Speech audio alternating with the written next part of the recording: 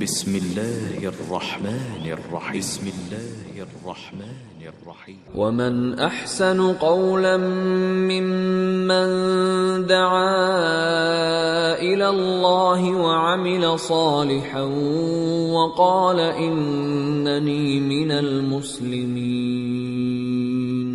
അല്ലാഹുവിങ്കലേക്ക് ക്ഷണിക്കുകയും സൽക്കർമ്മം പ്രവർത്തിക്കുകയും തീർച്ചയായും ഞാൻ മുസ്ലിങ്ങളുടെ കൂട്ടത്തിലാകുന്നു എന്നു പറയുകയും ചെയ്തവനേക്കാൾ വിശിഷ്ടമായ വാക്ക് പറയുന്ന മറ്റാരുണ്ട്? അസ്സലാമു അലൈക്കും. ബിസ്മില്ലാഹിർ റഹ്മാനിർ റഹീം.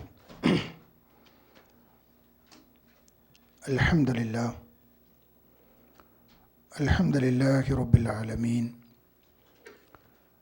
നഹ്മദുഹു വനസ്തഈനുഹു വനുഅ്മിനു ബിഹി വനതവക്കലു അലൈഹി വനഊദു ബില്ലാഹി മിൻ ശുറൂരി അൻഫുസിനാ വമിൻ സയ്യിആതി അഅമാലിനാ.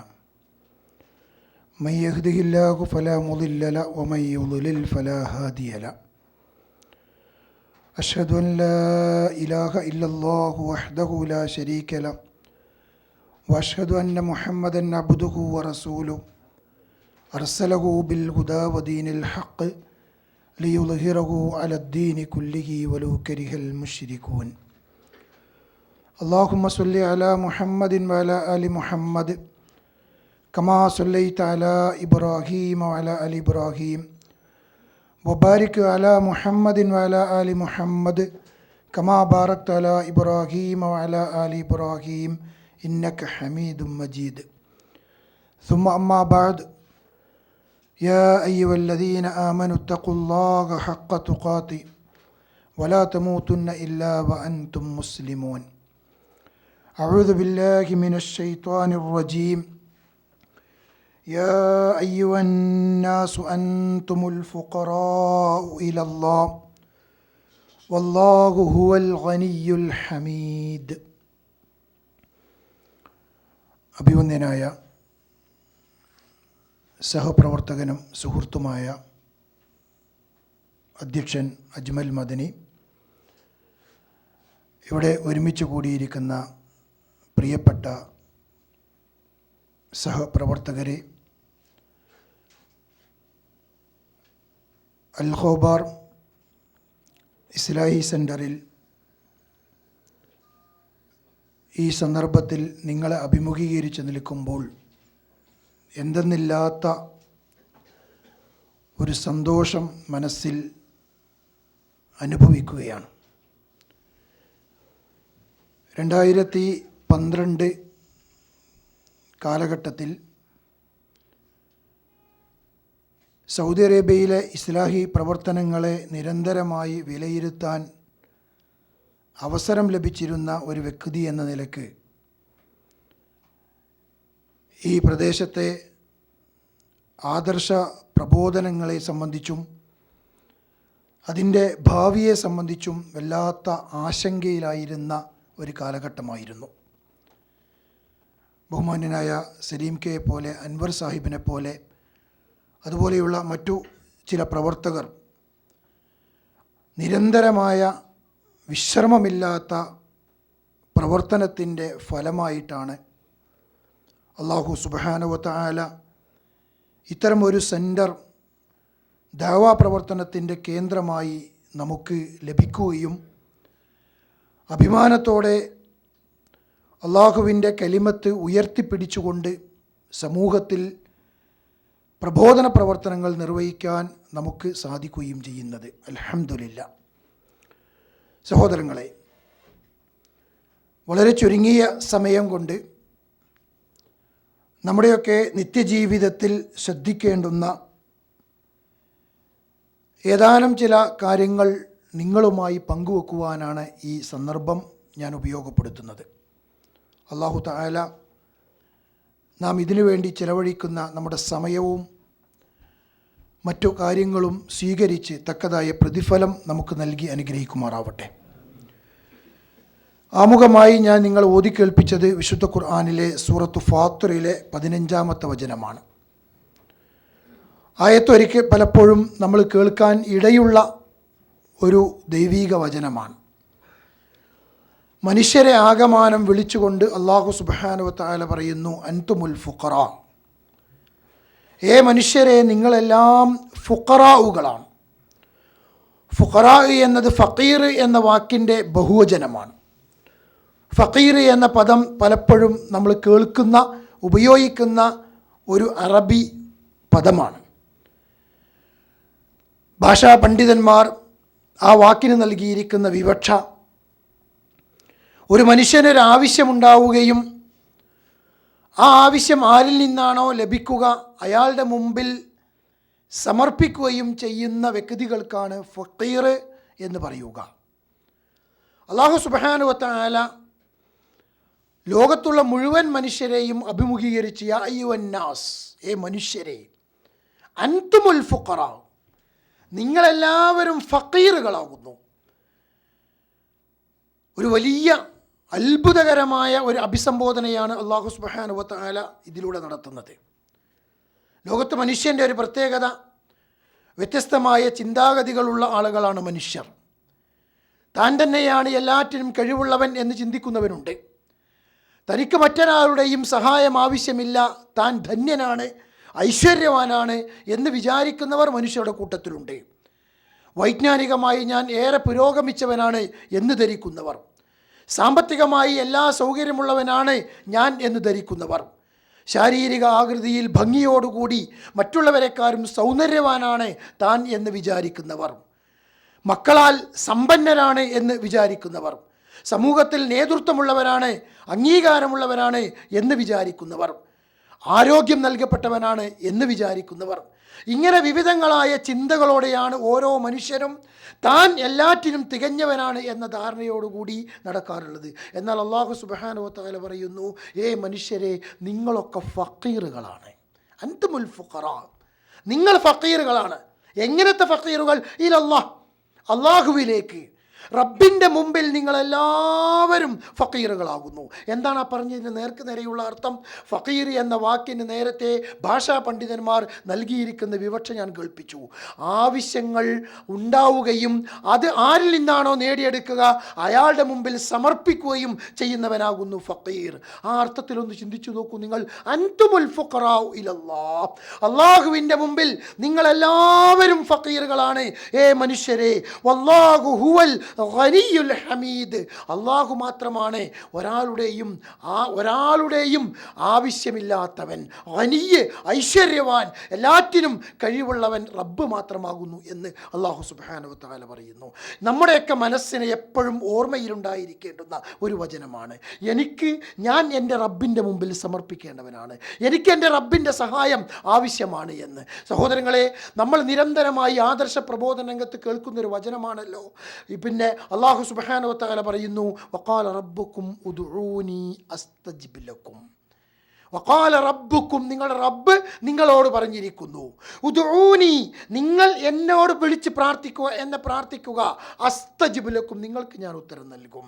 വിശുദ്ധ ഖുർആനിൻ്റെ വചനമാണ്. പലപ്പോഴും ഇന്നിൻ്റെ സമൂഹത്തിലുള്ള ഏറ്റവും വലിയ ഒരു പരീക്ഷണം എന്താണെന്ന് ചോദിച്ചാൽ, മുൻകാലഘട്ടങ്ങളിലും അതുണ്ടാവാം, പക്ഷേ വല്ലാത്തൊരു സങ്കടകരമായൊരു അവസ്ഥ, വിശുദ്ധ ഖുർആനിൽ ഞാനും നിങ്ങളുമൊക്കെ വിശ്വസിക്കുന്നു, അള്ളാഹുവിൽ എനിക്കും നിങ്ങൾക്കുമൊക്കെ വിശ്വാസമുണ്ട്. പക്ഷേ ആ വിശ്വാസം ജീവിതത്തിൻ്റെ പല രംഗങ്ങളിലും അടിയുറച്ചതാക്കി മാറ്റാൻ എനിക്കും നിങ്ങൾക്കും കഴിയുന്നില്ല. നമ്മൾ അള്ളാഹുവിൽ വിശ്വസിക്കുന്നുണ്ട്, പടച്ചവനിൽ നമുക്ക് വിശ്വാസമുണ്ട്. പക്ഷേ ഏതെങ്കിലും ഒരു രംഗം ഓരോന്നിങ്ങനെ നമ്മൾ അഭിമുഖീകരിക്കുന്ന സന്ദർഭത്തിൽ റബ്ബിലുള്ള വിശ്വാസത്തെക്കുറിച്ച് അതിലൊരു ഭാഗം മാത്രം ചുരുങ്ങിയ വാക്കുകളിലൂടെ നിങ്ങളുടെ ശ്രദ്ധയിൽപ്പെടുത്താനാണ് ഞാൻ ആഗ്രഹിക്കുന്നത്. അള്ളാഹു പറഞ്ഞ ഈ ആയത്തിൻ്റെ അർത്ഥം നോക്കൂ നിങ്ങൾ. വഖാല റബ്ബുക്കും ഉദ്ഊനി അസ്തജിബ് ലക്കും, നിങ്ങളുടെ റബ്ബ് പറഞ്ഞിരിക്കുന്നു, നിങ്ങൾ എന്നോട് ദുആ ചെയ്യുക, ഞാൻ നിങ്ങൾക്ക് ഉത്തരം നൽകും. റബ്ബിൻ്റെ ഒരു വാഗ്ദാനമാണത്.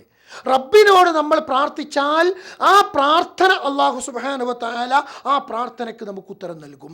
പക്ഷെ പലപ്പോഴും നമ്മുടെയൊക്കെ ജീവിതത്തിൽ നമ്മൾ പലപ്പോഴും ഇങ്ങനെ ഓർത്തു പോകുന്നൊരു സംഗതി എന്താ നിങ്ങൾ, എത്ര കാലമായി ഞാൻ പ്രാർത്ഥിക്കാൻ തുടങ്ങിയിട്ട്, എന്തെല്ലാം കാര്യങ്ങൾ ഞാൻ പ്രാർത്ഥിച്ചു, എന്തേ എനിക്ക് ഉത്തരം കിട്ടാത്തത്, എൻ്റെ പ്രാർത്ഥന എന്താ റബ്ബ് സ്വീകരിക്കാത്തത്? ഞാൻ പ്രാർത്ഥിച്ചുവല്ലോ, എൻ്റെ ജീവിതത്തിൻ്റെ ഒരുപാട് കാലഘട്ടങ്ങളിലൂടെ റബ്ബിനോട് ഞാൻ പ്രാർത്ഥിക്കാൻ തുടങ്ങി, പക്ഷേ എൻ്റെ പ്രാർത്ഥനയ്ക്ക് ഉത്തരം കിട്ടുന്നില്ല. എന്നാൽ എന്നാൽ അള്ളാഹു ആവട്ടെ പറയുന്നു, നിങ്ങൾ എന്നോട് ദുആ ചെയ്താൽ ആ ദുആക്ക് ഞാൻ ഉത്തരം നൽകും എന്ന് അള്ളാഹു സുബ്ഹാനഹു വ തആല നമ്മോട് പറയുകയും ചെയ്യുന്നു. എന്തുകൊണ്ടാണ് സഹോദരങ്ങളെ പ്രാർത്ഥനയ്ക്ക് ഉത്തരം കിട്ടാതിരിക്കുന്നത്? ഈ ഒരു ചോദ്യത്തിന് ഉത്തരം മാത്രമാണ് എൻ്റെ ഈ ചുരുങ്ങിയ സംസാരത്തിൽ നിങ്ങളുടെ ശ്രദ്ധയിൽപ്പെടുത്താൻ ഞാൻ ഉദ്ദേശിക്കുന്നത്. അള്ളാഹു സുബ്ഹാനഹു വ തആല നമ്മോട് പറഞ്ഞിരിക്കുന്ന വാക്കൊരിക്കലും അവൻ ലംഘിക്കുകയില്ല. ഇന്നല്ലാഹ ലാ യുഖ്ലിഫുൽ മിആദ്. അള്ളാഹ് ഒരു കരാറ് ചെയ്താൽ ആ കരാറ് അള്ളാഹു ലംഘിക്കുകയില്ല. പടച്ചവനെ സംബന്ധിച്ച് റബ്ബ് തന്നെ നമുക്ക് പറഞ്ഞു തരാം. ആ പടച്ചവനാണ് പറഞ്ഞത് എന്ത്? നിങ്ങൾ എന്നോട് പ്രാർത്ഥിച്ചാൽ നിങ്ങളുടെ പ്രാർത്ഥനയ്ക്ക് ഞാൻ ഉത്തരം നൽകും. ഈ ആശയം ഉൾക്കൊള്ളുന്ന വേറെയും ആയത്തുകൾ വിശുദ്ധ ഖുർആനിൽ നമുക്ക് കാണുവാൻ സാധിക്കും. പക്ഷേ എന്നിട്ടും എന്തേ നമുക്ക് പ്രാർത്ഥനയ്ക്ക് ഉത്തരം കിട്ടാതിരുന്നത്? വളരെ എളുപ്പത്തിൽ മനസ്സിലാക്കാൻ പറ്റും. നമ്മളൊക്കെ ഭൗതികമായി പല മേഖലകളിലും ഇടപെടുന്നവരാണ്. കച്ചവടക്കാരുണ്ട്, ഓഫീസ് ജോലിക്കാർ ചെയ്യുന്നവരുണ്ട്, കമ്പനിയുടെ ഉന്നതങ്ങളിൽ നിൽക്കുന്ന ആളുകളുണ്ട്, പിന്നെ സാധാരണ നിലക്കുള്ള ജോലി ചെയ്യുന്നവരുണ്ട്. അവരൊക്കെ ഏറ്റവും കൂടുതൽ ഗൗരവത്തോടു കൂടി മനസ്സിലാക്കിയൊരു സംഗതി എന്താ അറിയോ?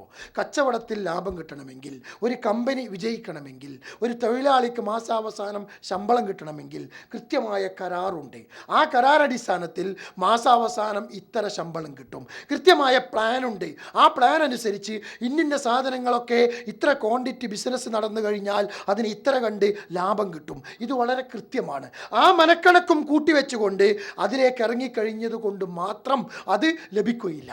അത് ലഭിക്കണമെങ്കിൽ അതിൻ്റെ നിബന്ധനകൾ സമ്പൂർണ്ണമായി പാലിക്കണം. കൃത്യതയാർന്ന രീതിയിൽ കോൺട്രാക്ട് അനുസരിച്ച് ജോലിക്ക് പോയി ആ സമയബന്ധിതമായി ജോലി ചെയ്ത് തിരിച്ചു വന്നാൽ ആ മനുഷ്യന് മാത്രമേ മാസാവസാനം ആ പറഞ്ഞ ശമ്പളം കിട്ടുള്ളൂ. കച്ചവടം ആരംഭിച്ച് ആ കച്ചവടത്തിൽ കൃത്യമായി ശ്രദ്ധിച്ച് കസ്റ്റമറോട് നല്ല രീതിയിൽ ഡീൽ ചെയ്തുകൊണ്ട് അങ്ങനെ മാന്യമായ പെരുമാറ്റത്തിലൂടെ കച്ചവടം ചെയ്തെങ്കിൽ മാത്രമേ ആ കച്ചവടം വിജയിക്കുള്ളൂ. ഇത് ഭൗതികമായി ഞാനും നിങ്ങളും അംഗീകരിക്കുന്ന, നമ്മൾ അനുഭവിക്കുന്ന ഒരു സംഗതിയാണ്. അത് മാത്രം മനസ്സിൽ വെച്ചുകൊണ്ട് എന്തേ നമ്മുടെ പ്രാർത്ഥനയ്ക്ക് ഉത്തരം കിട്ടാതിരിക്കുന്നത് എന്നതിന് പ്രമാണങ്ങളിലേക്ക് നമ്മൾ മടങ്ങിപ്പോകുക, റബ്ബിൻ്റെ വചനങ്ങളിലേക്ക് നമ്മൾ തിരിച്ചു പോകുക. അതിലേറ്റവും പ്രധാനമായി ഉണ്ടാവേണ്ടത് ഒന്ന് അള്ളാഹുവിനെ സംബന്ധിച്ച് എനിക്കും നിങ്ങൾക്കും ഉണ്ടായിരിക്കേണ്ടുന്ന ഒരു ധാരണ. റസൂലുള്ളാഹി സ്വല്ലല്ലാഹു അലൈഹി വസല്ലമ ഒരിക്കൽ സഹാബികളോട് ഒരുമിച്ചുകൊണ്ട് ഇങ്ങനെ ഇരിക്കുകയാണ്. റസൂലുള്ളാഹിയുടെ ചുറ്റുപാടും സഹാബത്തുണ്ട്, കുറച്ചപ്പുറത്ത് ഏതാനും സ്ത്രീകളും ഇരിക്കുന്നുണ്ട്. ആ ഇരിക്കുന്ന സദസ്സിൽ ഒരു ചെറിയ കുട്ടി, മുലകുടി പ്രായത്തിലുള്ള ഒരു കുട്ടി പ്രവാചകൻ്റെയും അനുചരന്മാരുടെയും ഇടയിലൂടെ ഇങ്ങനെ നടന്നുകൊണ്ടിരിക്കുന്നു. ആ കുഞ്ഞ് ഇങ്ങനെ നടന്ന് അതിൻ്റെ ഉമ്മയുടെ അടുക്കലെത്തുമ്പോൾ ആ ഉമ്മ ആ കുഞ്ഞിനെ എടുത്ത് മാറോട് ചേർത്ത് വെച്ച് ആ കുഞ്ഞിന് മുല കൊടുക്കുന്നു. പള്ള നിറച്ച് വയറ് നിറച്ച് മുല കുടിച്ച് ആ കുഞ്ഞ് ഉമ്മയുടെ ഒക്കത്ത് നിന്നും ഊർന്നിറങ്ങി വീണ്ടും ഇങ്ങനെ നടക്കുന്നു. സഹാബികൾക്കിടയിലൂടെ, പ്രവാചകൻ്റെ ഇടയിലൂടെ ഇങ്ങനെ നടക്കുന്നു. വീണ്ടും ആ കുഞ്ഞ് ഉമ്മയുടെ അടുക്കലെത്തുന്നു. ഉമ്മ ആ കുഞ്ഞിനെ തൻ്റെ അടുത്തെത്തുമ്പോഴേക്കിനും വീണ്ടും വാരിപ്പുണർന്നെടുത്ത് മാറോട് ചേർത്ത് വെച്ച് ആ കുഞ്ഞിന് ഉമ്മ കൊടുക്കുന്നു. വീണ്ടും അതുപോലെ തന്നെ ഇങ്ങനെ നടക്കുന്നു. ഈ രംഗം സഹാബികൾ ഇങ്ങനെ കണ്ടുകൊണ്ടിരിക്കുന്നു, പ്രവാചകൻ ഇങ്ങനെ കണ്ടുകൊണ്ടിരിക്കുന്നു. ഇത് കണ്ട പ്രവാചകൻ സല്ലല്ലാഹു അലൈഹി വസല്ലമ ആ സഹാബികളോട് ചോദിച്ചു, അത്തുറൗന ഹാദിഹി താരിഹത്തൻ വലദഹാ ഫിന്നാർ. റസൂലുള്ളാഹി സഹാബിയോട് ചോദിക്കാണ്, ആ ഉമ്മ ഈ കുഞ്ഞിനെ ഒരു തീയിലേക്ക് വലിച്ചെറിയും എന്ന് നിങ്ങൾക്ക് ആർക്കെങ്കിലും അഭിപ്രായമുണ്ടോ? ഓമനിച്ച് തൻ്റെ കുഞ്ഞ് തൻ്റെ കയ്യെത്താ ദൂരത്തെത്തുന്ന ആ ഭാഗത്ത് വരുമ്പോൾ ആ കുഞ്ഞിനെടുത്ത് മാറോട് ചേർത്ത് മുലയൂട്ടുന്ന ആ ഉമ്മ അതിൻ്റെ കുഞ്ഞിനെ ഒരു തീയിലേക്ക് വലിച്ചെറിയും എന്ന് നിങ്ങൾക്ക് ആർക്കെങ്കിലും അഭിപ്രായമുണ്ടോ എന്ന് പ്രവാചകൻ സല്ലല്ലാഹു അലൈഹി വസല്ലമ ചോദിച്ചപ്പോൾ സഹാബികൾ ഒന്നടങ്കം പറഞ്ഞു, ഇല്ല നബിയേ, അവൾക്കൊരിക്കലും അതിന് സാധ്യമല്ല, ഒരിക്കലും അതിന് സാധ്യമല്ല എന്ന്. അപ്പോൾ പ്രവാചകൻ സല്ലല്ലാഹു അലൈഹി വസല്ലം പറഞ്ഞു, എന്നാൽ അല്ലാഹു അർഹമു മിൻ ഇബാദിഹി ബിവലദിഹാ. ആ സ്ത്രീക്ക് തൻ്റെ കുഞ്ഞിനുള്ള കാരുണ്യത്തെക്കാളും അല്ലാഹു സുബ്ഹാനഹു വ തആല തൻ്റെ അടിമകളോട് കാരുണ്യമുള്ളവനാകുന്നു, കരുണയുള്ളവനാകുന്നു എന്ന് അല്ലാഹു സുബ്ഹാനഹു വ തആലയെ സംബന്ധിച്ച് പ്രവാചകൻ നമുക്ക് പഠിപ്പിച്ചു തരാണ്. നമ്മുടെ റബ്ബിനെ കുറിച്ച്, പടച്ചവനെ കുറിച്ച് എനിക്കും നിങ്ങൾക്കും ഉണ്ടായിരിക്കേണ്ടുന്ന ഒരു വിശ്വാസമാണ്. അല്ലാഹു സുബ്ഹാനഹു വ തആല തൻ്റെ അടിമകളോട് ഏറെക്കുറെ കാരുണ്യവാനാണ്. എൻ്റെ റബ്ബിന് എന്നോട് കാരുണ്യമുണ്ട്, മറ്റാരെക്കാളും എൻ്റെ റബ്ബിന് എന്നോട് കാരുണ്യമുണ്ട് എന്നൊരു വിശ്വാസം മനസ്സിൻ്റെ ഉള്ളിൽ ഉറപ്പിച്ചു വെച്ചുകൊണ്ടാണ് ഞാനും നിങ്ങളും നിൽക്കേണ്ടത് സഹോദരങ്ങളെ. ആ ഒരു വിശ്വാസത്തോടെ റബ്ബിനോട് പ്രാർത്ഥിക്കണം. എങ്ങനെയാണ് പ്രാർത്ഥിക്കേണ്ടത്? അള്ളാഹു വളരെ കൃത്യമായി പഠിപ്പിച്ചു, ഉദ്ഉ റബ്ബക്കും തളർറുഅൻ വഖുഫിയ ഇന്നഹു ലാ യുഹിബ്ബുൽ മുഅ്തദീൻ. ഈ ആയത്ത് വളരെ വളരെ കൃത്യതയോടുകൂടി നമ്മൾ ശ്രദ്ധിക്കണം. റസൂൽ ഇപ്പോൾ വിശുദ്ധ ഖുർആൻ പറയാണ്, ഉദ്ഉ റബ്ബക്കും, നിങ്ങൾ നിങ്ങളുടെ റബ്ബിനോട് ദുആ ചെയ്യണം. എങ്ങനെ ദുആ ചെയ്യണം? തളർറുഅൻ വഖുഫിയതൻ. തളർറുഅൻ വഖുഫിയതൻ. ഈ രണ്ട് നിബന്ധന പ്രാർത്ഥനയിലുണ്ടായിരിക്കണം. ആരാ പറയുന്നത്? വഖാല റബ്ബുക്കും ഉദ്ഊനി അസ്തജിബ് ലക്കും എന്ന് പറഞ്ഞ അതേ റബ്ബ് തന്നെ, അതേ റബ്ബ് തന്നെയാണ് പറയുന്നത്. എന്ത്? ഉദ്ഉ റബ്ബക്കും തളർറുഅൻ വഖുഫിയ ഇന്നഹു ലാ യുഹിബ്ബുൽ മുഅ്തദീൻ. എന്താണ് സഹോദരങ്ങളെ തളർറു എന്ന് പറഞ്ഞാൽ? ഇബ്നു കസീർ റഹ്മത്തുള്ളാഹി അലൈഹി ഈ ആയത്തിന് നൽകിയിരിക്കുന്ന വിശദീകരണം, തളർറു എന്ന് പറഞ്ഞാൽ അല്ലാഹുവിനെ അനുസരിക്കുക എന്നതാണ്. തദല്ലുലൻ വഇസ്തികാനതൻ ലി ത്വാഅതിഹി, റബ്ബിനെ അനുസരിച്ച് റബ്ബിന് വിധേയനായിക്കൊണ്ട് അല്ലാഹുവിൻ്റെ കൽപ്പനകൾ ജീവിതത്തിൽ പാലിക്കുന്നവനാവുക, അതാണ് തളർറു. അപ്പോൾ പടച്ചവനോട് പ്രാർത്ഥിക്കുമ്പോൾ ആ പ്രാർത്ഥന നിർവഹിക്കേണ്ടത് ഈ ജോലി നിർവഹിച്ചിട്ടാണ്. നേരത്തെ കച്ചവടത്തിൻ്റെ ഉദാഹരണം പറഞ്ഞതുപോലെ കമ്പനിയിൽ ജോലിക്കാരനായി നിൽക്കുമ്പോൾ ശമ്പളം കിട്ടണമെങ്കിൽ എന്ത് ചെയ്യണം എന്ന് പറഞ്ഞതുപോലെ റബ്ബിനോട് പ്രാർത്ഥിക്കുമ്പോൾ തളർറു ഉണ്ടായിക്കൊണ്ടായിരിക്കണം. രണ്ടാമതോ വഖുഫിയതൻ. ഖുഫിയത്ത് എന്ന് പറഞ്ഞാൽ ബിഖുശൂഇ ഖുലൂബിക്കും, മനസ്സിൻ്റെ ഉള്ളിൽ നിന്ന് വരുന്ന അദൃശ്യമായ പേടി, അദൃശ്യമായ പേടി, അതാണ് ഖുശൂ എന്ന് പറഞ്ഞാൽ. ഖൗഫുൻ എന്ന വാക്കിൻ്റെ അർത്ഥം ഭയം എന്നാണ്, ഖുശൂ എന്ന വാക്കിനും ഭയം എന്നാണ്. എന്നാൽ ഖുശൂ എന്ന പദം റബ്ബിനെ മാത്രം പേടിക്കുന്നതിനാണ് ഉപയോഗപ്പെടുത്തുക. ഖൗഫ് എന്നത് ഏത് പേടിക്കും അറബി ഭാഷയിൽ പറയും. അപ്പോൾ ഖുഫിയത്ത് എന്ന് പറഞ്ഞാൽ മനസ്സിൻ്റെ ഉള്ളിൽ പടച്ചോനെ കുറിച്ചുള്ള പേടി. കഴിഞ്ഞില്ല. വസിഹത്തുൽ യഖീനി ബിവഹ്ദാനിയതിഹി വറുബൂബിയതിഹി ഫീമാ ബൈനകും വബൈനഹു. താനും തൻ്റെ റബ്ബും തമ്മിലുള്ള റബ്ബിൻ്റെ ഏകത്വത്തിൽ ഉള്ള വിശ്വാസത്തിൽ അടിയുറച്ച വിശ്വാസം, എന്നിട്ട് ആ നിലക്കുള്ള റബ്ബിനോടുള്ള പ്രാർത്ഥന, ഇതിനാണ് ഖുഫിയത്ത് എന്ന് പറയുക. അപ്പോൾ പ്രാർത്ഥനയിൽ ഏറ്റവും അടിസ്ഥാനപരമായി ഉണ്ടായിരിക്കേണ്ടുന്ന രണ്ട് നിബന്ധനകളെക്കുറിച്ചാണ് അല്ലാഹു സുബ്ഹാനഹു വ തആല ഈ ഉണർത്തിയത്. പടച്ചവനോട് പ്രാർത്ഥിക്കുമ്പോൾ ആ പ്രാർത്ഥനയിൽ തളർറു വേണം, അഥവാ അള്ളാഹുവിനെ അനുസരിക്കുന്നവനായി റബ്ബിൻ്റെ കൽപ്പനകൾ പാലിക്കുന്നവനായി ജീവിച്ചു കൊണ്ടായിരിക്കണം അള്ളാഹുവിനോട് പ്രാർത്ഥിക്കേണ്ടത്. രണ്ട്, റബ്ബിനോട് പ്രാർത്ഥിക്കുമ്പോൾ മനസ്സിൻ്റെ ഉള്ളിൽ അദൃശ്യമായ രീതിയിലുള്ളൊരു പേടി. എന്തിനാ അദൃശ്യമായ രീതിയിലുള്ള പേടി? അദൃശ്യമായ രീതിയിലുള്ള പേടി ഉണ്ടായാലുള്ള ഗുണം എന്താ? നിങ്ങൾ ഒന്നാമത് പറഞ്ഞു അള്ളാഹനെ അനുസരിക്കണമെന്ന്. രണ്ടാമത് ഖുഫിയത്ത് എന്ന് പറയുമ്പോൾ പടച്ചോനെ കുറിച്ചുള്ള പേടി മനസ്സിനകം ഉണ്ടായിക്കഴിഞ്ഞാൽ ആ മനുഷ്യൻ അദൃശ്യമായ പേടി റബ്ബിനെ കുറിച്ചുണ്ടായാൽ ഒരു സന്ദർഭത്തിലും ആ മനുഷ്യനിൽ ഹറാമുകൾ വരൂല, തെറ്റുകൾ ചെയ്യൂല, നിഷിദ്ധമായ കാര്യങ്ങൾ ചെയ്യൂല. റൂമിൻ്റെ ഉള്ളിൽ ആരുമില്ലാത്ത സന്ദർഭത്തിലാണെങ്കിലും അദൃശ്യനായ റബ്ബ് തന്നെ കണ്ടുകൊണ്ടിരിക്കുന്നു, തന്നെ അറിഞ്ഞുകൊണ്ടിരിക്കുന്നു. താൻ ചെയ്യുന്ന പ്രവൃത്തിയെക്കുറിച്ച് അറിയാൻ കഴിവുള്ളവനാണ്. ആ റബ്ബിനെയുള്ള പേടി മനസ്സിൻ്റെ ഉള്ളിലുണ്ടോ, ആ മനുഷ്യൻ സഹോദരങ്ങളെ ഒരൊറ്റപ്പെട്ട ഘട്ടത്തിൽ തെറ്റ് ചെയ്യൂല. മനുഷ്യൻ എപ്പോഴും തെറ്റ് ചെയ്യാൻ പ്രേരിപ്പിക്കുന്നതാണല്ലോ. റസൂലുള്ളാഹി സ്വല്ലല്ലാഹു അലൈഹി വസല്ലമയോട് എന്താണ് ഇസ്മ് എന്ന് ചോദിച്ചു ഒരു സന്ദർഭത്തിൽ. മൽ ഇസ്മു യാ റസൂലല്ലാഹ്. റസൂലുള്ളാഹി സ്വല്ലല്ലാഹു അലൈഹി വസല്ലമ ഇസ്മിന് നൽകിയിരിക്കുന്ന നിർവചനം എന്താ അറിയോ? റസൂലുള്ള പറഞ്ഞു, ഇസ്മ് എന്ന് പറഞ്ഞാൽ ഒന്ന് മാ ഹാക ഫീ സുദരിക, ഒരു പ്രവൃത്തി ചെയ്ത് കഴിഞ്ഞതിന് ശേഷം മനസ്സിൻ്റെ ഉള്ളിലുണ്ടാകുന്ന ഒരു ചൊറിച്ചിൽ. നമ്മൾ എന്തെങ്കിലുമൊക്കെ ചെയ്ത് കഴിഞ്ഞിട്ടാ കാരണം മനസ്സിൻ്റെ ഉള്ളിൽ വല്ലാത്തൊരു മനസ്സാക്ഷി കുത്ത് അനുഭവപ്പെടുക. കിതാബിലേക്കൊന്നും പോകണ്ട, ഹദീസും ആയത്തൊന്നും പരിശോധിക്കേണ്ട. റബ്ബിൻ്റെ മുമ്പിൽ ഒരു സംഗതി തെറ്റാണോ അല്ലേ എന്ന് മനസ്സിലാക്കാൻ റസൂൽ പറഞ്ഞ ഈ നിർവചനം മുമ്പിലേക്ക് കൊണ്ടുവന്നാൽ മതി. അതെന്താ? ഒരു പ്രവൃത്തി ചെയ്തു കഴിഞ്ഞാൽ മനസ്സിൻ്റെ ഉള്ളിൽ വല്ലാത്തൊരു മനസ്സാക്ഷി കുത്ത് അനുഭവപ്പെടുന്നുണ്ടോ, അത് തെറ്റാ. രണ്ടാമത് റസൂൽ പറഞ്ഞ എന്താ അറിയോ? മറ്റുള്ളവർ കാണുന്നതിനെ നീ വെറുക്കുക, മറ്റുള്ളവർ കാണരുത്, അത് വല്ലാത്ത മോശമാണല്ലോ. വേറെ ആൾ കാണുന്നത് ഇഷ്ടപ്പെടാതിരിക്കുന്ന ഒരു പ്രവൃത്തി, ആ പ്രവൃത്തി തെറ്റാണ് എന്ന പ്രവാചകൻ സല്ലല്ലാഹു അലൈഹി വസല്ലമ, ഇസ്മ് എന്നാണ് പ്രവാചകൻ സല്ലല്ലാഹു അലൈഹി വസല്ലമ അതിനെ പരിചയപ്പെടുത്തി തന്നിരിക്കുന്നത്. അതുകൊണ്ട് സഹോദരങ്ങളെ, റബ്ബിനോട് പ്രാർത്ഥിക്കുമ്പോൾ അള്ളാഹുവിനെ സംബന്ധിച്ച് എനിക്കും നിങ്ങൾക്കും ഉണ്ടായിരിക്കേണ്ടുന്ന ആ ഒരു വിശ്വാസത്തെ സംബന്ധിച്ചാണ്. അതിൽ പ്രാർത്ഥന എന്നതിൻ്റെ കൂടെ ഉണ്ടാവണം തളർറു ഉണ്ടാവണം, ഖുഫിയത്ത് ഉണ്ടാവണം. അതോടൊപ്പം റസൂലുള്ളാഹി സ്വല്ലല്ലാഹു അലൈഹി വസല്ലം പറഞ്ഞു, ഒരു മനുഷ്യൻ ചെയ്യുന്ന ഏറ്റവും പ്രധാനപ്പെട്ട ഇബാദത്ത് അത് ദുആയാണ്. നമ്മൾ സാധാരണ കേൾക്കുന്ന ഒരു ഹദീസാ, അദ്ദുആഉ ഹുവൽ ഇബാദ. റസൂൽ പറഞ്ഞ മറ്റൊരു ഹദീസുണ്ട്, ലൈസ ഷൈഉൻ അക്റമ അലല്ലാഹി തആല മിനദ്ദുആ. പ്രാർത്ഥനയെക്കാളും അള്ളാഹുവിന്റെ അടുക്കൽ ആദരിക്കപ്പെടുന്ന മറ്റൊരു കർമ്മവും ഇല്ല. ഒരു മനുഷ്യൻ ചെയ്യുന്ന ഇബാദത്തുകളിൽ പടച്ചവന്റെ അടുക്കൽ ആദരണീയമായ, ഏറ്റവും അക്രമായ, ഏറ്റവും ആദരിക്കപ്പെടുന്ന ഒരു കർമ്മമാകുന്നു നാം പ്രാർത്ഥന എന്ന് പ്രവാചകൻ സല്ലല്ലാഹു അലൈഹി വസല്ലം പഠിപ്പിക്കുന്നു. റബ്ബിനെ കുറിച്ച് റസൂലുള്ളാഹി പരിചയപ്പെടുത്തിയത് മറ്റൊരു വിധി എന്താ? നിങ്ങളെ ഏതൊരു മനുഷ്യന്റെയും പ്രത്യേകത, മറ്റൊരാൾ കൂടുതൽ തവണ ചോദിച്ചാൽ അവിടെ മനുഷ്യന്റെ ഉള്ളിൽ ഒരു വെറുപ്പ്, ഒരു പ്രയാസം, ഒരു അകൽച്ച, അത് സ്വാഭാവികമാണ്. ആദ്യം ഒന്ന് ചോദിച്ചു, പിന്നെ രണ്ടാമതും ചോദിച്ചു, മൂന്നാമതും ചോദിച്ചു, ഇതല്ലാതെ വേറൊരു പണിയില്ലേ എന്നൊരു ചിന്ത മനുഷ്യന്റെ മനസ്സിൽ വരും. അത് സ്വാഭാവികമാണ്. അങ്ങനെയാണ് അള്ളാഹു തആല മനുഷ്യന് ആ ഒരു പ്രകൃതം നൽകിയിട്ടുണ്ട്. അള്ളാഹു അതിൽ നിന്ന് പ്രത്യേക കാരുണ്യം നൽകിയവർ മാത്രമേ അതിന് ഒഴിവുണ്ടാവുള്ളൂ. എന്നാൽ റബ്ബിന്റെ രീതി എന്താ? നിങ്ങൾ റസൂലുള്ളാഹി സ്വല്ലല്ലാഹു അലൈഹി വസല്ലം പറഞ്ഞു, മല്ലം യസ്അലില്ലാ യഗ്ളബ് അലൈഹി. ആർ അള്ളാഹിനോട് ചോദിക്കാതിരിക്കുന്നുവോ അവന്റെ മേൽ അള്ളാഹുവിന് ഒരു ദേഷ്യമാകുന്നു. പടച്ചവനോട് ചോദിക്കാതിരുന്നാലാ അള്ളാഹ്ക്ക് നമ്മോട് ദേഷ്യം ഉണ്ടാവുക. അതുകൊണ്ട് എന്ത് വിഷയം ഉണ്ടെങ്കിലും, എന്ത് സംഗതി ഉണ്ടെങ്കിലും അള്ളാഹു സുബ്ഹാനഹു വ തആലയോട് ചോദിക്കുക എന്ന ഒരു രീതി, എന്തും റബ്ബിനോട് ചോദിക്കണം. എന്തും എന്ന് പറഞ്ഞാൽ അള്ളാഹു നിഷിദ്ധമാക്കാത്തത്, അള്ളാഹുവിനെ നിഷിദ്ധമാക്കാത്ത എന്ത് സംഗതിയും. അങ്ങനെയുള്ള പ്രാർത്ഥനകൾ റബ്ബിലേക്ക് നമ്മൾ നിർവഹിക്കുമ്പോൾ സഹോദരങ്ങളെ, ആ പ്രാർത്ഥനയ്ക്ക് ഉത്തരം കിട്ടാത്ത ചില ഘട്ടങ്ങളുണ്ട്. പ്രാർത്ഥനയ്ക്ക് അള്ളാഹു സുബ്ഹാനഹു വ തആല ഉത്തരം തരാത്ത ചില സന്ദർഭങ്ങളുണ്ട്.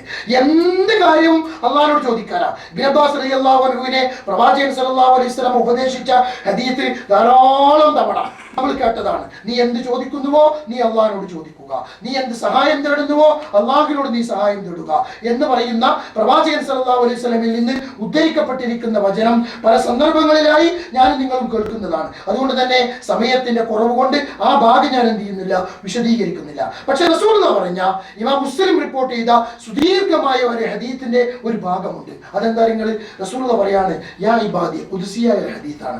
യാ ഇബാദി ലൗ അന്ന അവലക്കും വആഖിറക്കും വഇൻസക്കും വജിന്നക്കും ഖാമൂ ഫി സഈദിൻ വാഹിദിൻ. മനുഷ്യന്മാരെ, എൻ്റെ അടിമകളെ, നിങ്ങൾ മനസ്സിലാക്കണം, നിങ്ങളുടെ കൂട്ടത്തിൽ ആദ്യം മുതൽ, അഥവാ ആദം നബി അലൈഹി സ്വലാത്തു വസ്സലാം മുതൽ, വആഖിറക്കും, ഖിയാമത്ത് നാളിൽ ജനിക്കുന്ന മനുഷ്യൻ വരെ, ആദം നബി മുതൽ അന്ത്യദിനത്തിൽ ജനിക്കുന്ന മുഴുവൻ മനുഷ്യരും, വജിന്നക്കും, അതേപോലെ തന്നെ ജിന്നുവർഗത്തിൽപ്പെട്ട മുഴുവൻ മനുഷ്യരും, ഖാമൂ ഫീ സഈദിൻ വാഹിദിൻ, വിശാലമായി കിടക്കുന്ന ഒരു പ്രദേശത്ത് അവരെല്ലാവരും ഒരുമിച്ച് കൂടി.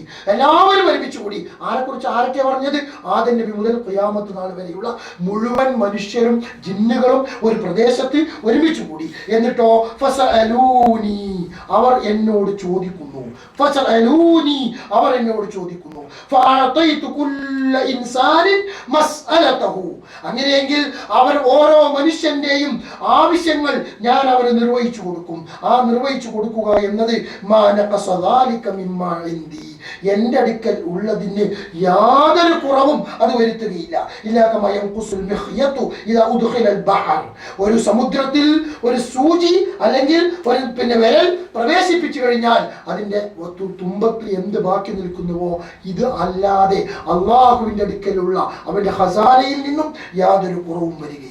അതുകൊണ്ട് എന്ത് ആവശ്യങ്ങളും അല്ലാഹു സുബ്ഹാനഹു വ തആലയോട് ചോദിക്കുക എന്ന ഒരു രീതി, എന്ന ഒരു സ്വഭാവം എനിക്കും നിങ്ങൾക്കും ഉണ്ടാവണം. വിശുദ്ധ ഖുർആനിൽ കാണുവാൻ സാധിക്കും. സക്കരിയ നബി അലൈഹി സ്വലാത്തു വസ്സലാമയുടെ ജീവിതവുമായി ബന്ധപ്പെട്ടുകൊണ്ട് അല്ലാഹു സുബ്ഹാനഹു വ തആല പറയുന്നുണ്ട്, വസക്കരിയ ഇദ് നാദാ റബ്ബഹു റബ്ബി ലാ തദർനി ഫർദാ വഅൻത ഖൈറുൽ വാരിദീൻ.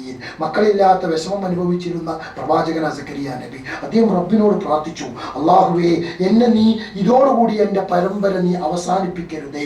അനന്തരാവകാശികളെ നൽകുന്നതിൽ ഏറ്റവും ഹൈറായവൻ നീ തന്നെയാണല്ലോ എന്ന് അവിടെ സക്കരിയ നബി അലൈഹി സ്വലാത്തു വസ്സലാം പ്രാർത്ഥിച്ചു. ആ പ്രാർത്ഥനയ്ക്ക് അല്ലാഹു പറഞ്ഞത് എന്താ അറിയോ? ഫസ്തജബ്നാ ലഹു, അദ്ദേഹത്തിന്റെ പ്രാർത്ഥനയ്ക്ക് ഞാൻ ഉത്തരം നൽകി. വവഹബ്നാ ലഹു യഹ്യാ, അദ്ദേഹത്തിന് നാം യഹ്യാ എന്ന മകനെ നാം പ്രദാനം ചെയ്തു. അതിനുവേണ്ടി വസ്റഹ്നാ ലഹു സൗജ, തന്റെ ഭാര്യയെ സൗന്ദര്യവതിയാക്കി അദ്ദേഹത്തിന് നാം നൽകുകയും ചെയ്തു. ഇന്നഹും കാനു, ശ്രദ്ധിക്കണം സഹോദരങ്ങളെ, വാർദ്ധക്യപ്രായത്തിൽ മക്കളില്ലാത്ത സക്കരിയ നബി അലൈഹി സ്വലാത്തു വസ്സലാം അള്ളാഹുവിനോട് പ്രാർത്ഥിച്ചപ്പോൾ യഹ്യാ നബി അള്ളാഹു നൽകുകയാണ്. അതിനുവേണ്ടി അള്ളാഹു സംവിധാനിച്ചു വെച്ചിരിക്കുന്ന ഭൗതികമായ ഒരു കാരണമുണ്ട്. അത് ഭാര്യയും ഭർത്താവും തമ്മിലുള്ള ബന്ധമാണ്. തന്റെ ഭാര്യയെ സൗന്ദര്യവതിയാക്കി അള്ളാഹു അദ്ദേഹത്തിന് നൽകുന്നു. അങ്ങനെ നൽകാൻ, ആ പ്രാർത്ഥന സ്വീകരിക്കാൻ എന്തുകൊണ്ട് എന്ന് അള്ളാഹു പറയുന്നു. ഇന്നഹും കാനൂ യുസാരിഊന ഫിൽ ഖൈറാത്ത്, അവർ ഖൈറാത്തുകളിൽ മുൻകടന്നു വരുന്നവരായിരുന്നു. നന്മകൾ ചെയ്യുന്നതിൽ മുൻകടന്നു വരിക. നാളെ ചെയ്യാമെന്നല്ല, മറ്റന്നാൾ ചെയ്യാമെന്നല്ല, അടുത്ത കൊല്ലം ചെയ്യാമെന്നല്ല, ഇനിയുമുണ്ടല്ലോ വയസ്സ് അപ്പോൾ ചെയ്യാമെന്നല്ല.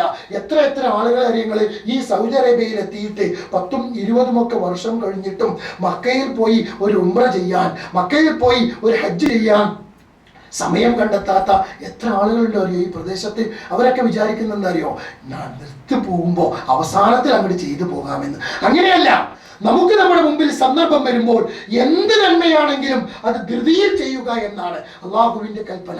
അപ്പോൾ സക്കരിയ നബി അലൈഹി സ്വലാത്തു വസ്സലാമയുടെ പ്രാർത്ഥന അള്ളാഹു സ്വീകരിക്കാനുള്ള കാരണമായി അള്ളാഹു പരിചയപ്പെടുത്തിയത് എന്താ?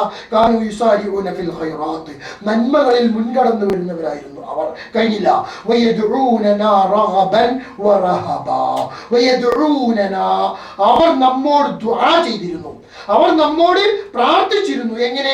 റഹബൻ വറഹബ, രണ്ട് സന്ദർഭത്തിൽ. റഹബ് എന്ന് പറഞ്ഞാൽ റബ്ബിനെ കുറിച്ച് അമിതമായ പ്രതീക്ഷ, അള്ളാഹുവിനോടുള്ള അങ്ങേയറ്റത്തെ ഇഷ്ടം. റബ്ബിനോട് ചോദിച്ചാൽ റബ്ബ് അതിന് ഉത്തരം നൽകുമെന്നുള്ള പടച്ചവനെ സംബന്ധിച്ചുള്ള ആ ഒരു പ്രതീക്ഷയുണ്ടല്ലോ, അതാണ് റഹബ്. റഹബ് എന്ന് പറഞ്ഞാലോ അള്ളാഹിനെ കുറിച്ചുള്ള പേടി. ഇത് രണ്ടും റബ്ബിനോട് ചോദിക്കുമ്പോൾ, നേരത്തെ ഖുഫിയത്തൻ തളറുഅൻ എന്നതിനെ സംബന്ധിച്ച് വിശദീകരിച്ചുവല്ലോ, അതിന് അള്ളാഹ് പ്രയോഗിച്ച മറ്റ് രണ്ട് പദപ്രയോഗങ്ങളാണ്. വകാനൂ ലനാ ഖാശിഈൻ, അവർ നമ്മെ സംബന്ധിച്ച് ഭയപ്പെടുന്നവരുമായിരുന്നു എന്ന് വിശുദ്ധ ഖുർആൻ നമുക്ക് പറഞ്ഞു. റസൂലുള്ളാഹി സ്വല്ലല്ലാഹു അലൈഹി വസല്ലം പറഞ്ഞു, ഉദ്ഉല്ലാഹ വഅൻതും മൂഖിനൂന ബിൽ ഇജാബ, പ്രാർത്ഥനയ്ക്ക് ഉത്തരം കിട്ടാൻ ഏറ്റവും പ്രധാനമായി നമ്മൾ ശ്രദ്ധിക്കേണ്ട സംഗതിയാണ് ഉദ്ഉല്ലാഹ, നിങ്ങൾ അള്ളാഹുവിനോട് പ്രാർത്ഥിക്കണം. എങ്ങനെ? വഅൻതും മൂഖിനൂന ബിൽ ഇജാബ. മൂഖിൻ എന്ന ആ വാക്കുണ്ടല്ലോ, സൂറത്ത് പിന്നെ ബഖറയുടെ 1-ാമത്തെ പേജിന്റെ അവസാനം എന്താ? വബിൽ ആഖിറതി ഹും യൂഖിനൂൻ, അല്ലെ? യൂഖിനൂൻ, അത് നമുക്ക് പലപ്പോഴും അർത്ഥം അറിയാം. എന്താ? പരലോകത്തിൽ അടിയുറച്ച് വിശ്വസിക്കുന്നവർ, ഒരു നിലക്കും ആ വിശ്വാസത്തിൽ ഒരു കളങ്കം തട്ടൂല എന്നതുപോലെ റസൂൽ പറയാണ്, നിങ്ങൾ അള്ളാഹുവിനോട് പ്രാർത്ഥിക്കേണ്ടത് വഅൻതും മൂഖിനൂന ബിൽ ഇജാബ, അള്ളാഹു സുബ്ഹാനഹു വ തആല ഉത്തരം നൽകുമെന്നുള്ള ഉറച്ച വിശ്വാസം. റസൂൽ പഠിപ്പിച്ചു, അള്ളാഹുവിനോട് പ്രാർത്ഥിച്ചാൽ പടച്ചോൻ ഉത്തരം നൽകുക ചിലപ്പോൾ ഒരേ രീതിയിലാവില്ല. 3 രൂപം പ്രവാചകൻ പഠിപ്പിച്ചു. ഒന്ന്, ഒരു പക്ഷേ ഈ ദുനിയാവിൽ തന്നെ ഓരോ പ്രാർത്ഥനയ്ക്ക് അള്ളാഹു ഉത്തരം കൊടുക്കും. അല്ലെങ്കിലോ പിന്നെ പരലോകത്തേക്ക് അള്ളാഹു ഇതിന് നീട്ടിവെക്കും. അതുമല്ലെങ്കിലോ റബ്ബ് അവൻ നിശ്ചയിച്ചിരിക്കുന്ന ഒരു മുസീബത്തിൽ നിന്നും ഒരു പരീക്ഷണത്തിൽ നിന്നും അള്ളാഹു സുബ്ഹാനഹു വ തആല അവന്റെ പ്രാർത്ഥന മുഖേന അവൻ അതിൽ നിന്ന് തട്ടി മാറ്റിക്കളയും, അതിൽ നിന്ന് അവനെ രക്ഷിക്കുമെന്ന്.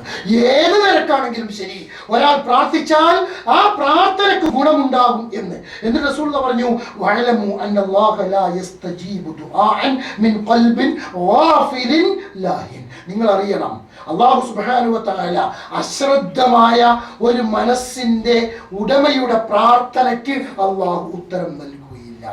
പലപ്പോഴും ഇങ്ങനെ ഓർത്തുകൊണ്ടു, ഞാനും നിങ്ങളൊക്കെ പ്രാർത്ഥിക്കുമ്പോൾ നമ്മൾ നമസ്കാര ശേഷം പ്രാർത്ഥിക്കുന്നുണ്ടാവും, പക്ഷെ മനസ്സിൻ്റെ ഉള്ളിൽ വിചാരം എന്താ? കാരണം അതൊന്നിങ്ങനെ ഓഫീസിൽ അല്ലെങ്കിൽ കടയിൽ അല്ലെങ്കിൽ വീട്ടിൽ അല്ലെങ്കിൽ നാട്ടിൽ പുറപ്പണി നടക്കുന്നിടത്ത് സ്ഥലത്തിൻ്റെ വരുമാനം കിട്ടുന്നിടത്ത് ഇവിടെയൊക്കെ കാരം മനസ്സ് പടച്ചവനോട് ഇങ്ങനെ പ്രാർത്ഥിക്കുന്നുണ്ടാവും. റബ്ബനാ ഫിദ്ദുനിയാ ഹസനത്തൻ വഫിൽ ആഖിറതി ഹസനത്തൻ വഖിനാ അദാബന്നാർ റബ്ബനാ ലാ തുസിഗ് ഖുലൂബനാ ബഅദ ഇദ് ഹദൈതനാ. ഇങ്ങനെ ഓരോരോ പ്രാർത്ഥനകൾ അറബിയിലുള്ളതോ മലയാളത്തിലുള്ളതോ നമ്മളിങ്ങനെ നിർവഹിക്കുന്നുണ്ടാവും. പക്ഷേ റസൂൽ പറയാണെന്ത്? അന്നല്ലാഹ ലാ യസ്തജീബു ദുആൻ മിൻ ഖൽബിൻ ഗാഫിൽ, അശ്രദ്ധയായ മനസ്സ്, ആ അശ്രദ്ധയായ മനസ്സിന്റെ ഉടമയുടെ പ്രാർത്ഥന ഒരിക്കലും തന്നെ അല്ലാഹു സുബ്ഹാനഹു വ തആല ഉത്തരം നൽകുകയില്ല.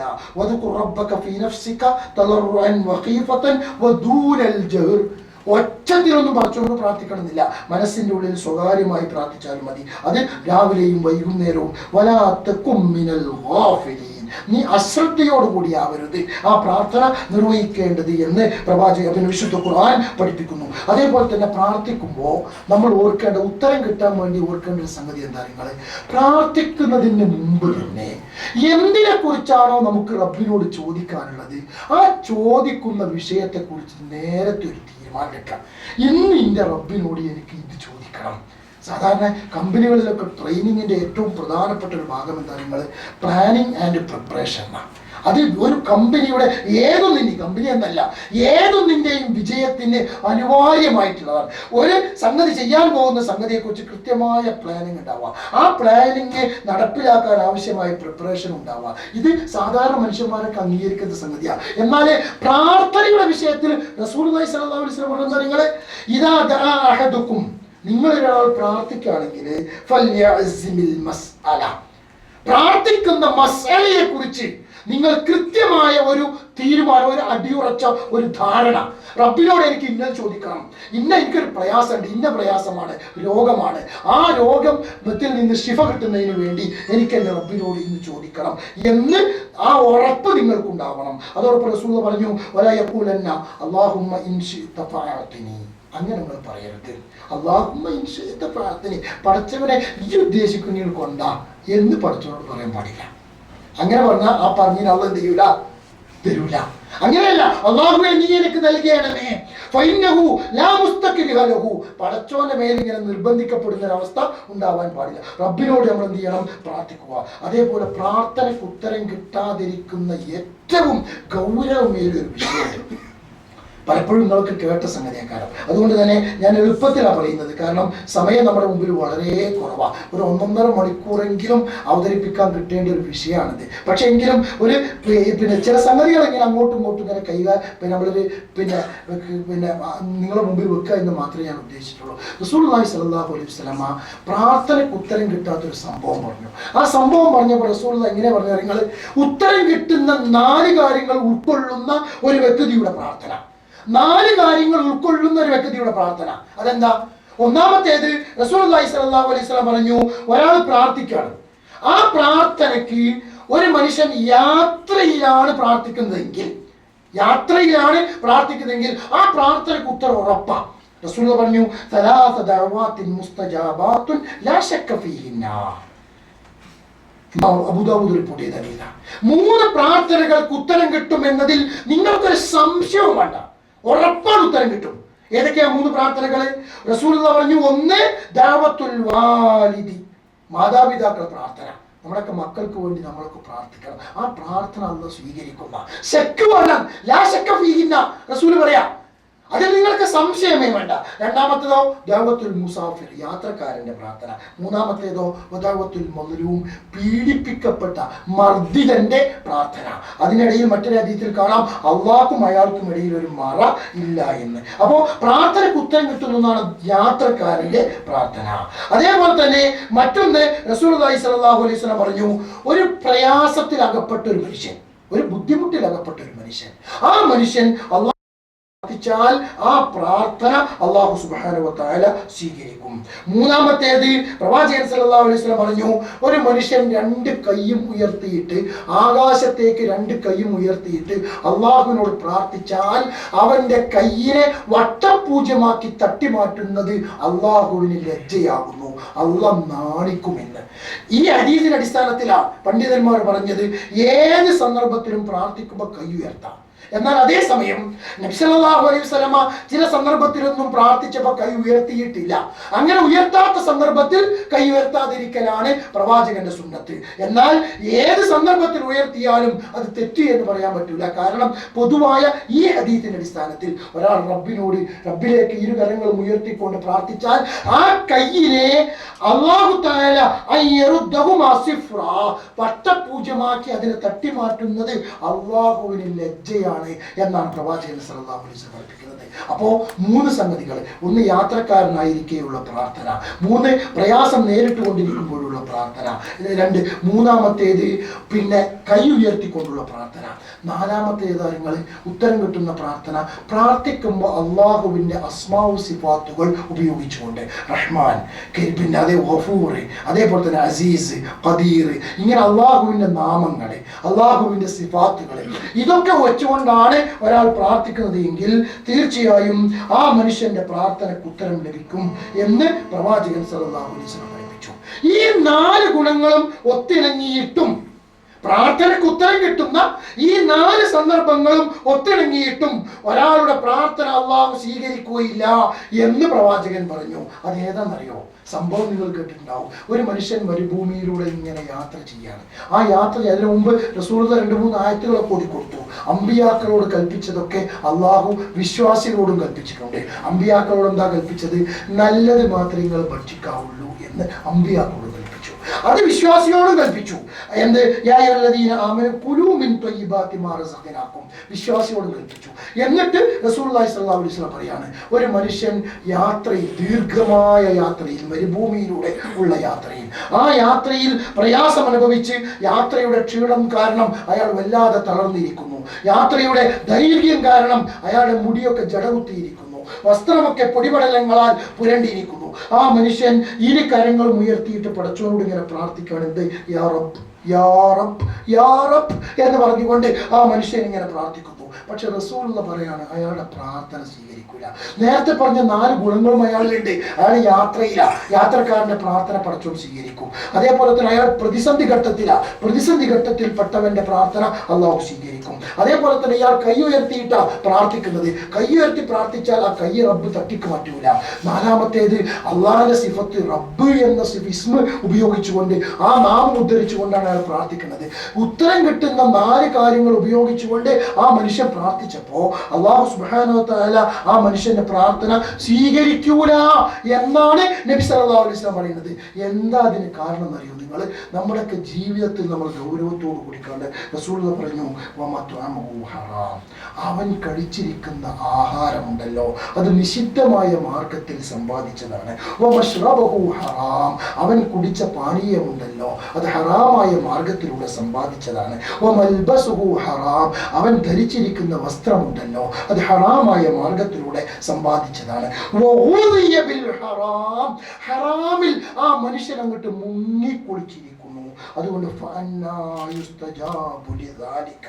എങ്ങനെ ആ മനുഷ്യന്റെ പ്രാർത്ഥനയ്ക്ക് ഉത്തരം കിട്ടുക എന്ന് വളരെ ഗൗരവത്തോടു കൂടി ഞാനും നിങ്ങളും ഓർക്കേണ്ടുന്ന ഒരു സംഗതിയാണിത്. പ്രത്യേകിച്ചും ഈ വിദേശങ്ങളിൽ, അറബ് രാജ്യങ്ങളിൽ ജോലി ചെയ്യുന്ന ആളുകൾ, ഏത് രാജ്യത്താണെങ്കിലും ശരി, നമ്മുടെ ജീവിതത്തിൽ ഹറാമായ സമ്പാദ്യം നമ്മുടെ ജീവിതത്തിലുണ്ടോ?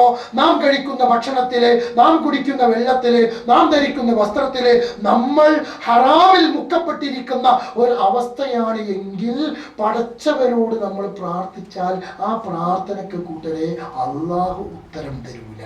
ഇതൊക്കെ എന്തിനാ നിങ്ങളുടെ ശ്രദ്ധയിൽപ്പെടുത്തുന്നത്? നിങ്ങൾ എന്താ, ഞാൻ ഇത്രയും കാലം പ്രാർത്ഥിച്ചിട്ട്, എത്ര കാലമായി ഞാൻ പ്രാർത്ഥിക്കാൻ തുടങ്ങിയിട്ട്, എന്നിട്ട് ഇപ്പം എന്താ എനിക്ക് ഉത്തരം കിട്ടാത്തത് എന്ന ചോദ്യത്തിന് മറുപടി സ്വയം കണ്ടെത്താൻ കഴിയും. റബ്ബിനോട് ഈ ഒരു സിഫത്തോട് കൂടിയിട്ടാണോ പടച്ചോണ്ട് നമ്മൾ പ്രാർത്ഥിച്ചത്? അതല്ല ഈ തിന്മകളൊക്കെ നമ്മുടെ കൂട്ടത്തിൽ ഉണ്ടായിക്കൊണ്ടാണോ നമ്മൾ പ്രാർത്ഥിച്ചത്? എന്നാൽ പടച്ചോണ്ട് ഉത്തരം തരൂല, ഒരു സംശയവും വേണ്ട. റബ്ബ് റബ്ബുക്കും ഉദൂനി അസ്തജിബ് ലക്കും എന്ന് പറഞ്ഞ അതേ റബ്ബ് തന്നെയാണ് ഈ നിബന്ധനകളൊക്കെ വെച്ചിരിക്കുന്നത്. ആ നിബന്ധനകൾ പാലിച്ചുകൊണ്ടാണോ അള്ളാഹുവിനോട് നമ്മൾ ദുആ ചെയ്യുന്നത്? ആ ദുആക്ക് മാത്രമേ കൂട്ടരെ അള്ളാഹു ഉത്തരം നൽകുള്ളൂ. അതേപോലെ തന്നെ ഉത്തരം കിട്ടാൻ വേണ്ടി റസൂലുള്ളാഹി പറഞ്ഞ മറ്റൊന്നെന്താ അറിയോ? ധൃതി കാണിക്കാൻ പാടില്ല പ്രാർത്ഥനയിൽ. ധൃതി കാണിക്കുക. എങ്ങനെ പ്രാർത്ഥനയിൽ ധൃതി കാണിക്കുക? റസൂലുള്ളാഹി സ്വല്ലല്ലാഹു അലൈഹി വസല്ലം പറഞ്ഞു, യുസ്തജാബു ലി അഹദികും മാ ലം യസ്തഅജിൽ. ധൃതി കാണിക്കാത്ത കാലത്തോളം നിങ്ങളുടെ പ്രാർത്ഥനക്കൊക്കെ പഠിച്ച ഉത്തരം നൽകും. എങ്ങനെ ധൃതി കാണിക്കുക? യഖൂൽ, ഈ മനുഷ്യൻ ഇങ്ങനെ പറയും, ദഅഉതു ഫലം യുസ്തജബ ലി, ഞാൻ എത്ര കാലമായി പ്രാർത്ഥിക്കാൻ തുടങ്ങിയിട്ട് എനിക്ക് എന്നിട്ടൊന്നും ഉത്തരം കിട്ടിയില്ല. ഇങ്ങനെ ചിന്ത മനസ്സിൻ്റെ ഉള്ളിലേക്ക് വന്നാൽ തന്നെ അല്ലാഹു സുബ്ഹാനഹു വ തആല അവൻ ഉത്തരം കൊടുക്കൂല എന്ന് ഇമാം മുസ്ലിം റിപ്പോർട്ട് ചെയ്ത മറ്റേ ഹദീസിൽ കാണാം, ലാ യസാലു യുസ്തജാബു ലി അബ്ദി മാ ലം യദ്ഉ ബിഇസ്മിൻ ഔ ഖതിഅത്തി റഹ്മിൻ മാ ലം യസ്തഅജിൽ. ഒരു മനുഷ്യൻ ആ മനുഷ്യൻ റബ്ബിനോട് തെറ്റ് ചെയ്യാതെ പ്രാർത്ഥിക്കുക, തെറ്റ് ചെയ്തുകൊണ്ടിരിക്കുക, പിന്നെയും പ്രാർത്ഥിക്കുക.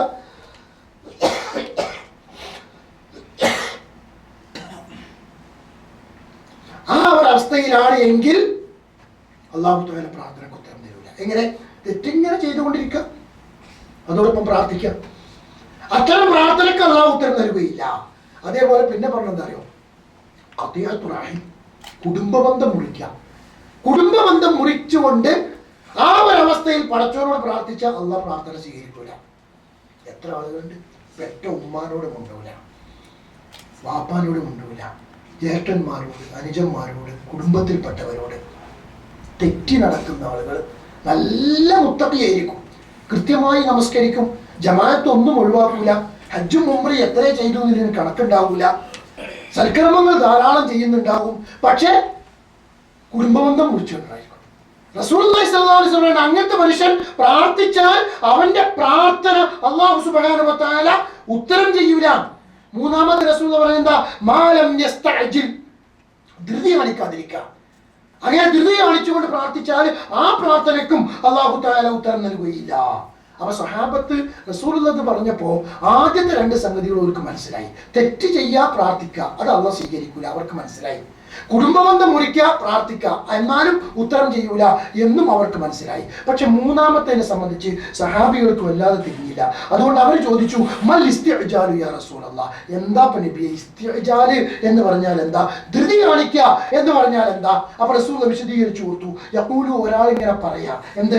ഖദ് ദഅഉതു വഖദ് ദഅഉതു, ഞാൻ കുറേ പ്രാർത്ഥിച്ചു, പക്ഷേ ഫലമാ യസ്തജീബു ലീ, എനിക്ക് എന്നിട്ടും ഉത്തരം കിട്ടിയില്ലല്ലോ എന്ന് പറയലാണ് ഇസ്തിഅജാല്. അതോടൊപ്പം റസൂൽ കൂട്ടിച്ചേർത്തു, അങ്ങനെ ഇവരിങ്ങനെ പറയുമ്പോണ്ടാണ് കാര്യങ്ങൾ ഫയസ്തഹ്സിറു, അപ്പൊ ഇവര് സ്വയം ഒരു നിരാശ വരും. ഒരു നിരാശ, ഞാൻ കുറെ കാലമായിട്ട് പ്രാർത്ഥിച്ചു, ആ നിരാശ വന്നു കഴിഞ്ഞാൽ അവിടെ വെച്ച് അവന് നിരാശ അനുഭവപ്പെട്ടാണ്. അങ്ങനെ പ്രാർത്ഥനകൾ ഒഴിവാക്കും, പിന്നെ പ്രാർത്ഥന ഉണ്ടാവില്ല. ചില മനുഷ്യന്മാരെ കിട്ടുന്ന ഇടക്കാലത്ത് പള്ളിയിൽ തീരെ കാണൂല, ദേവാലയത്ത് കാണൂല, ഇടയ്ക്കിടെ വരും. ഇസ്രായേൽ സെന്ററിലൊക്കെ വളരെ സജീവാക്കാരം, എല്ലാറ്റിനും മുമ്പിലുണ്ടാവും, പക്ഷെ പിന്നെ പോയി തന്നെ കാണൂല.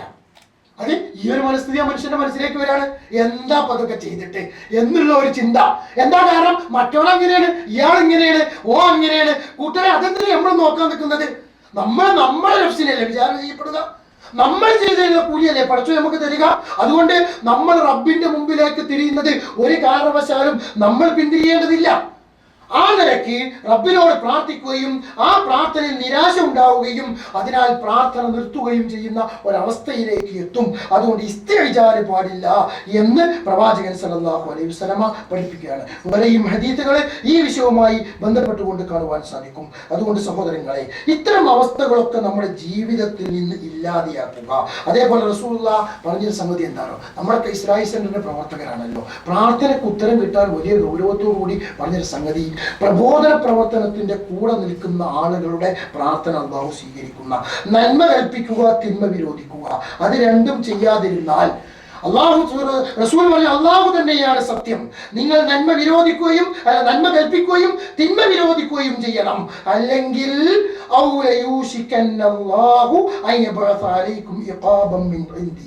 പടച്ചോന്റെ അടുക്കുന്ന റബ്ബ് ശിക്ഷ നിങ്ങൾക്ക് ഇറക്കിയേക്കും. പിന്നെ നിങ്ങൾ റബ്ബിനോട് പ്രാർത്ഥിച്ചാൽ ആ പ്രാർത്ഥന റബ്ബ് സ്വീകരിക്കൂല. പ്രാർത്ഥനയ്ക്ക് ഉത്തരം കിട്ടാനുള്ള ഒരു പ്രവൃത്തിയാണ് ദഅ്വാ രംഗത്ത് അതിൻ്റെ കൂടെ നിൽക്കുക. നമുക്ക് കഴിയുന്നത് എന്തൊക്കെയാണോ അത് നമ്മൾ പ്രവർത്തിക്കുക.